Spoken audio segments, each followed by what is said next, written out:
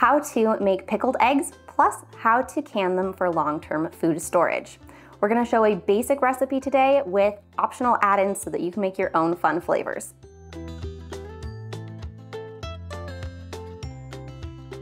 Hi everybody, welcome back. Today we have a very special guest in the kitchen.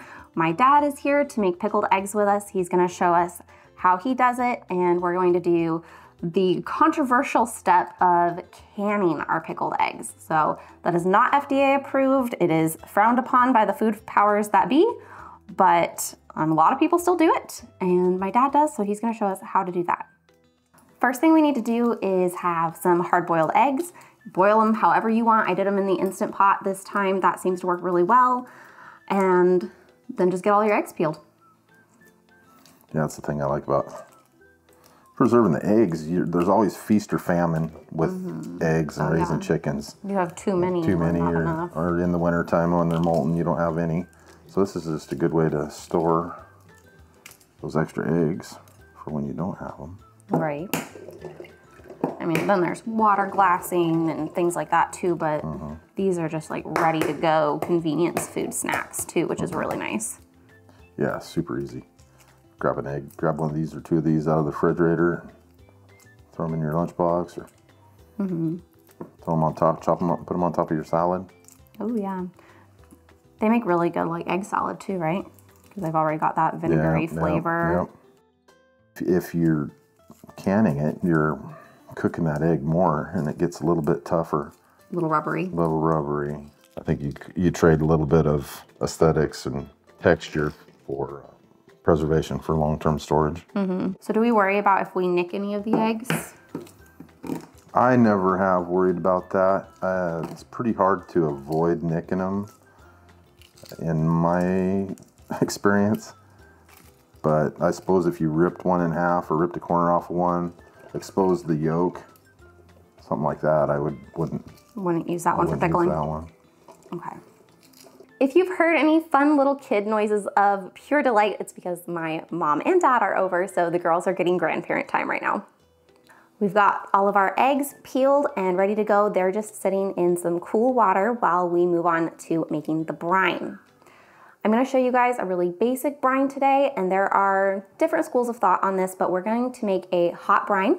We're gonna use 1.5 parts of vinegar to 1 part water and 1 tablespoon of salt. So I'm gonna make about 3 quarts today. So I'm going to do 3 cups of vinegar, 2 cups of water, and 2 tablespoons of salt. And we're just gonna get that brought up to a boil. While we're waiting for our brine to heat up, we're going to talk a little bit about some of the add-ins and ways that you can kind of dress these up. So I've used pickling spice, red pepper flakes, turmeric, beets, one of my favorites. Obviously the beet makes a beautiful pickled egg. It's red all the way to the inside. Oh, yeah. Turmeric does the same thing with the egg as far as the aesthetics, but makes it yellow. You can use bell peppers, garlic, onions. I've used other vegetables, parsnips, carrots, anything you have really that you want pickled, along with your eggs, you could put in there. You could put asparagus spears in there. That actually sounds really good.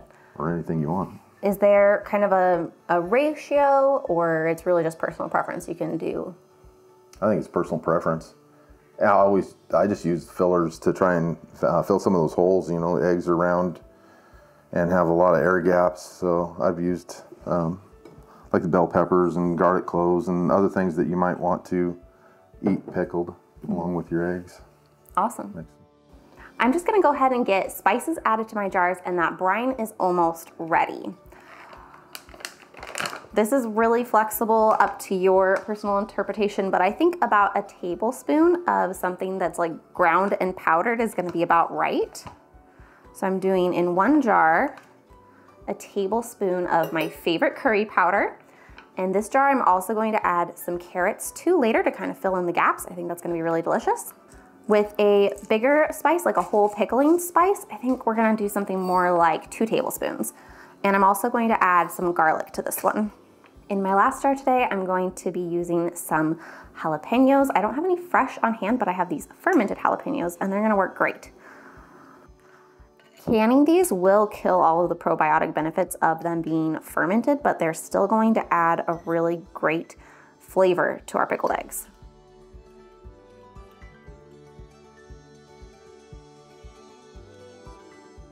Our brine is nice and boiled. We're gonna add our eggs to our jars and then cover it in the brine.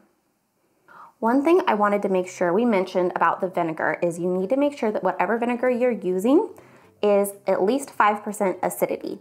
That is important to the safety of your pickles. You can use apple cider vinegar, like I'm using today, a coconut vinegar. You can use regular white vinegar from the grocery store, as long as it's 5% acidity. And the reason that I choose to use apple cider vinegar or the coconut vinegar is just because the standard distilled white vinegar is usually made of corn, and it's pretty much certainly a GMO crop. Now we're just going to top our jars off with our brine. Leave about an inch of headroom on your jars.